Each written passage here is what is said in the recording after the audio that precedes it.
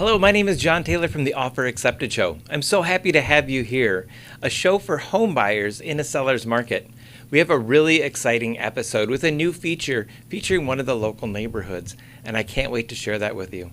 Before we get started, I'll give you a preview of what's happening today. Missy Buttrum from HomeWire Realty is going to give us an update on the inventory of homes out there and what they're selling for. Kris Weninger from Fairway Independent Mortgage is going to dive deep into what the Fed is doing and how that's affecting the rates. And we're going to talk to Al from McLario Firm to get some real insight on the legal terms and conditions of buying a home and getting your offer accepted. In the middle of all this, we have a new feature called The Neighborhood. Each week, we're going to feature a new neighborhood and tell you why it's an interesting place to live, what the schools are like, and what kind of flavor the town has. This week, we're joined by Jon Taylor from the Peopl'e Park in Waukesha, Wisconsin. But before we get started, I want to share an inspiring story of one of our guests. Last week, we talked about offering less than asking price, and in this market, you'd think there's no way that it's going to ever work. Well, they did it, and it does work. The house needed some tender loving care. It needs some appliances and some bathroom stuff. It's a little outdated, but they offered a fair price for the house that worked for both parties. The house had been on the market for about 10 days, and they got it for below asking. So the opportunities are out there. You don't need to pay too much. You don't need to rush. You don't need to hurry. There's going to be opportunities for you to get a wonderful home, for you to get your dream home and get your offer accepted. So let's jump into our segment with Missy and hear about the inventory and what homes are selling for.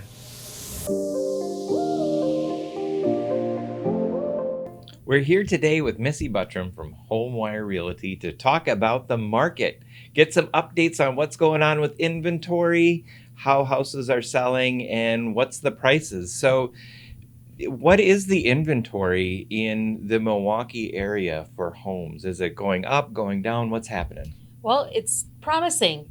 The Milwaukee area inventory went from about 3,400 in May to 3,900 in June, and I see it continuously rising. So that's very hopeful. And that's single family homes. And that's the 5-county area? Yes. Okay. Yes. With the inventory going up, that's about a 15% increase, and that's great news. Is the prices leveling out, or what's happening there? Oh, prices are continuing to be stable, rising maybe 1 or 2%, nothing too substantial like we saw for the past 6 months. So they're kind of leveling out. It's summertime. People are out and about and maybe not buying as quickly, so it's a good time to be looking if you are a home buyer. But as this month progresses in August, more and more people will be looking for homes to get ready for the school year. That makes sense. When we're looking at the forbearance that ended this last weekend, is that going to just put a whole bunch of houses on the market right away and drop the prices, or how's that going to affect the market? Well, with short sales and foreclosures, we're not going to probably see a huge increase until 12, 24 months from the moratorium ending, and that would just happen this past week. The telltale sign will be in September, when banks will be able to tell who's paying, who's not paying, and kind of see where things are going to go with the foreclosure market.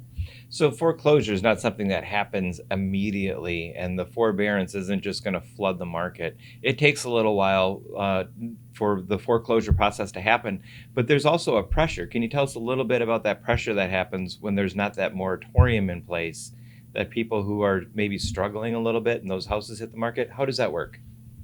Right. Even though a lot of people have caught up, there could be still some struggles in there. They're not back to work fully, or different factors are affecting it. So we could still see an influx of people trying to sell their home. Maybe they're just moving out of the city, or they're moving to a different state for a new job. Those things are still going to happen. There's a lot of factors involved that go into pushing the market. And when we look at all of the factors that are involved, it's not just one thing. It is the forbearance moratorium. It is the increase in millennials. And then tell me a little bit about new construction. How does that affect the existing home sales? Some people have noticed that the lumber prices went way down, almost in half of what they were. So that's going to affect new construction prices. New construction prices means more people can build their dream house, move on to that house, and then their existing house that maybe they even fixed up recently is now available for that millennial demand that's coming. Missy, do you have a success story of somebody who's been successful in getting their offer accepted in this market? Yes, for sure. In the last few weeks, I've been very successful in getting accepted offers for my buyers. I have a nice family. They had been looking the past 6 months. They actually had put an offer in. They were secondary offer, which is just means they're kind of the backup offer. And that didn't work out. So Anita and her family found another one. We have the offer accepted. They're going to be in that house in September. That is a great success story. I'm so excited to hear that. So it's a cascade effect where all of these things stack up and then the market gets healthier. It's not just one thing that's going to change it. This has been great. Missy, we have a new segment called The Neighborhood where we're going to speak to Jon Taylor from People's Park, no relation. And we're going to talk a little bit about Waukesha. Did you used to live in Waukesha? I did. I was very involved in Waukesha. My first husband and our 2 boys, they grew up there. He still has a house there. My hairdresser's there. I used to go to a church there. It's a very nice community. My daughter's even done plays at the Waukesha Civic Theater, so it's a really great town to live in. Great community, and they have a lot of activities like nightlife and restaurants and everything downtown. Have you ever been to Friday Night Live? Yeah, I've been down there. The bars open up. It's great music playing. Yeah, it's a good time. Everybody has the big garage doors, so it's just a real festive atmosphere. So let's hear from Dan. Waukesha is an awesome little community. We are active members of the Waukesha Downtown Business Association, and our group hosts a yearly summer Friday night event called Friday Night Live, where we have 9 stages of live music located throughout downtown Waukesha. And the streets are closed down from 6 o'clock until 9:30 every Friday night in summer. The restaurants are open. Most of the stores stay open till 9 o'clock. We have one of the best farmers markets in the state of Wisconsin. And people come from all over for our farmers market. We've got live music. It's an experience, and I'm really proud to own a business here and feel really great about being here. The people of Waukesha are terrific. They represent more and more a diverse population with a contemporary view of the future, and they're happy people, and we've just had a blast here. And my business, People's Park, has had great success here, much more than we ever had expected.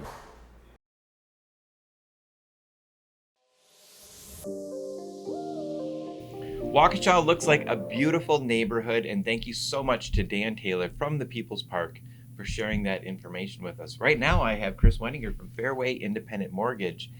And to keep up on what's going on in the market, what can you tell us about all the things that are happening? There is, last weekend the forbearance moratorium was lifted. How does this shake things out? A lot happening in the market today. The Fed, they're taking a look at as far as they're going to support what's going on in the economy right now. This week, the Federal Open Market Committee, or FOMC as they call it, the policy was announced that they're going to keep it the same as it was 6 weeks ago. Now, the central bank, they're going to continue to boost the easy lending standards until we see a full jobs recovery. Now, reading between the lines, what does this mean? The Fed's going to continue to buy up the bonds to keep the interest rates low. The Fed still feels the risk remains, so the central bank is still focused on achieving sustainable long-term inflation of about 2%. Okay, so speaking of inflation, how does inflation affect the rates, and what does that look like? It's a great question. Inflation, kind of a big word today. So the FOMC wants to keep it at 2%. So With that, let's talk about how it's measured. So if you're going to purchase a basket of goods, and let's say that goods is $100. So next year at this time, that basket of goods would be $102. The year after that, it'd be $104, and the year after that, it would be $106. Now let's take a look at if inflation increases, that basket of goods is going to cost you $110. And then if it goes back to the 2% inflation, it's going to be $112, the year after that $114, and the year after that $116.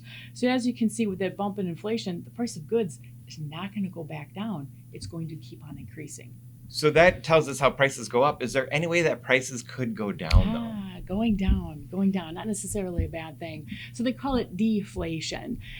If we see deflation, negative readings basically are on inflation. When the Fed keeps inflation under control, we're going to stay tuned as far as for any more information. So in short, if inflation gets out of control, the Feds are going to stop reducing the buying of the bonds, therefore increasing them. When we talk about inflation and deflation, is that the same thing as the home prices and the variance of the home prices that are out there? Well, let's go deeper on that. So as far as for home prices rose anywhere from 15 to 20% depending upon where you're located at. So right now there's going to be no housing bubble as we see, which is good news. The credit market is a lot different than it was in 2007 because everybody's talking about, is there going to be a housing bubble? Remember 2007, we had no doc loans. Anyone with a pulse could get a loan. Credit standards are much tighter now. We also need to talk about the birth rate chart. It shows a very low number of the first-time home buyers that are coming to market back in 2017. The latest Mortgage Bankers Association data shows that home purchase applications are down 18% year over year at this moment in time. The media is interpreting this as a bad news for the housing market. They're saying that the housing boom is over, but what's really going on? When you take a closer look, cash buyers aren't captured in that mortgage application data because they're not applying for a mortgage. When we figure this in, the big increase year over year in cash buyers, there's still a decline in the amount of purchase applications, but it's not 18%, it's about 9%. Plus, there are fewer homes available for sale because the inventory is down 20% from a year ago. However, the demand for homes is very, very strong and should continue to be strong because of very favorable demographics. If you think of it, it's just more challenging to buy a house because there's more people looking to buy a house and less homes available. Plus, it's even harder for builders to complete homes right now because of the chip shortage. And as far as for some of the appliances aren't available, some of the materials aren't available. So that's making it shortage and harder to deliver on time. So all these factors come into play when you consider what is going on in the housing market. The high demand, the tight supply should continue to be supportive of home prices appreciation. Plus, with the rates at historically low, there should be a big reward for people ready to purchase a home. Remember I spoke a few weeks ago that the birth rate chart, we got to take a look at that because your average first-time home buyer is about 33 and a half years old. There's an uptick in births, and in the next few years, this age group is going to be larger than it is now. So a constant stream of new buyers come in the market over the next 2 to 3 years.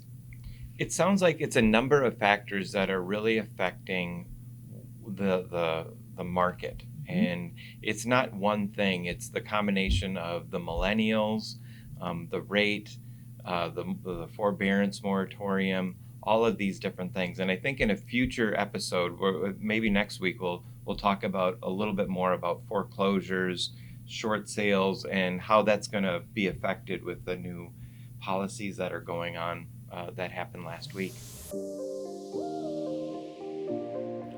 This has been a busy week in real estate, and there's a lot of things happening. The lumber prices are coming down, the moratorium is ending, the eviction moratorium is about to end.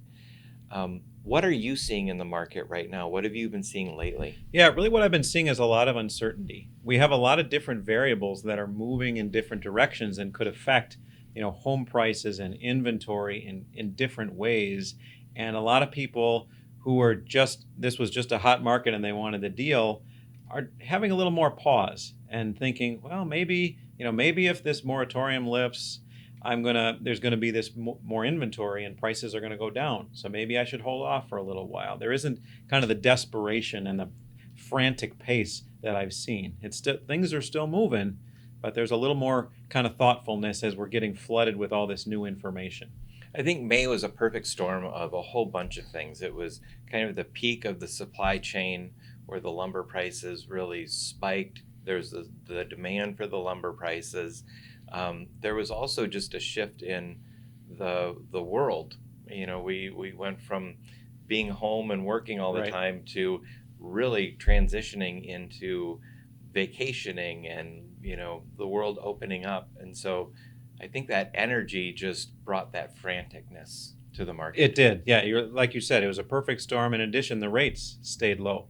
And that's one factor that hasn't moved a whole lot yet. And once that changes, we'll have to see how that affects it. But yes, we're seeing still a great market. However, a lot of the urgency is a little different than it was. And some people are waiting to see how this all sorts out before they make a big move. We all went on vacation and chilled out a bit. Exactly. And now we're relaxed and ready for the next thing to happen. Right. With the moratorium ending, what does that mean for us as a home buyer? Well, it means eventually, and I say eventually because I think it's important to realize that it's not going to be instant.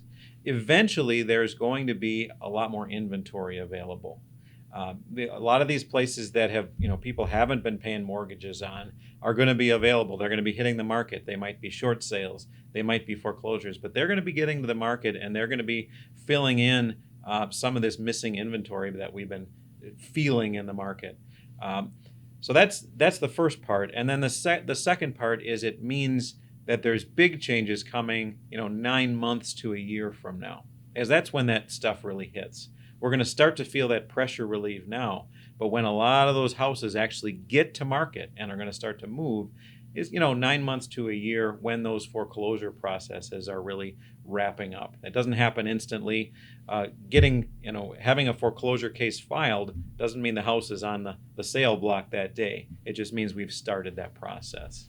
And one thing that happens besides short sale and foreclosure is people who are just struggling to make their house payments and are in a situation they would normally be selling their house at this point because they're in that situation. And it doesn't necessarily mean a short sale or a foreclosure, but because of the forbearance, a lot of those houses didn't hit the market. Correct. Yep. And the other side of it, John, is that a lot of those people didn't hit the market as far as looking for other places or looking for places to rent.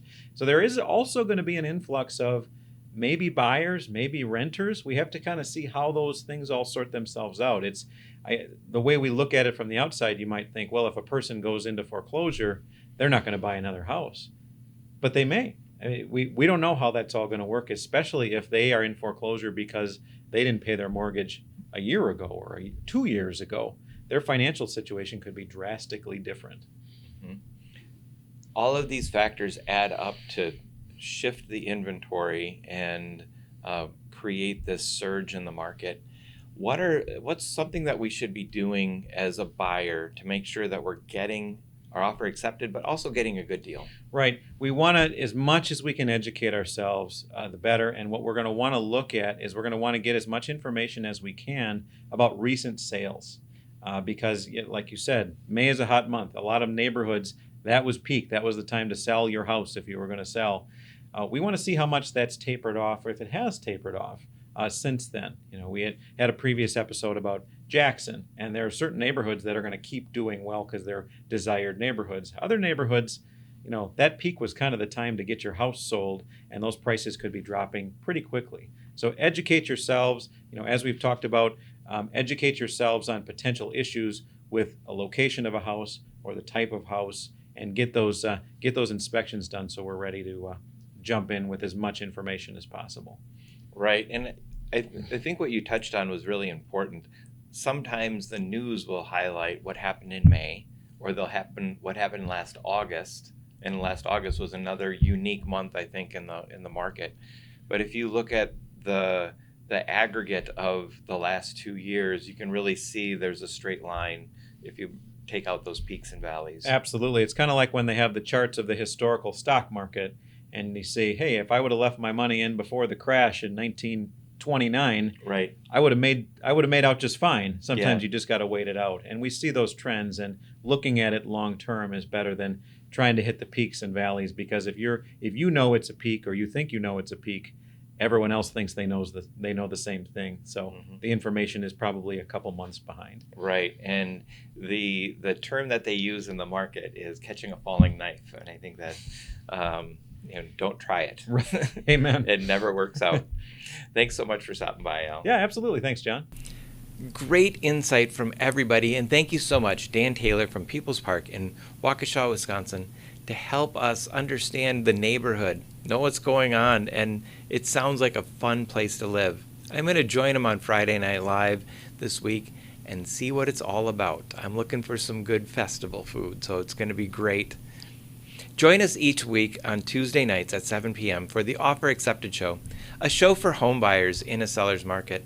I look forward to sharing more success stories with you, more people who are getting their offer accepted and offering less than asking. It's happening. So go out, get your home, get your team ready, get prepared so that you can get that dream home, get that forever home, and start building wealth and prosperity in your life. Until next week, I'll see you soon.